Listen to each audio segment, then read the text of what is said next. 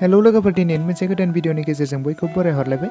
आसा खालामो भिडिअखौ जागायनायनिफ्राय जोबजासिम नायलांगोन। लोगोफोर, बर' सुंद' सावथुन नायनानै मोजां मोनग्राफोरनिसिम मोनसे गोजोनथाव खौरां लानानै फैदों। लोगोफोर, अनजालि बसुमतारी बेनारजों दिहुनजानाय गोदानै मोनसे आबुं सुंद' सावथुननि सायावनो आपडेट लानानै फैदों। बे सुंद' सावथुननि टाइटेलनि मुङानो जादों बाजै अरखि। बे सावथुनाव गाहायै फावखौ खालामदों ताकलाय, मिथिसार, दैमु, कृष्ण, अनजालि, अलंबार, सुबुंसार बिसोरनि फाव खालामनायखौ नुनो मोनगोन आरो स्ट'री स्क्रिप्ट कनसेप्टआव दं अनजालि बसुमतारी, डिरेक्शनाव दङ दिलीप स्वर्गियारी, प्रडिउसाव दं अनजालि बसुमतारी बिथाङानो।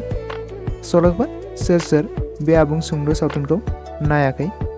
अनजालि बसुमतारी चेनेलाव थांनानै नायहैनो हागोन। लोगोफोर, दिनैनि भिडिअ बेखिनियावनो।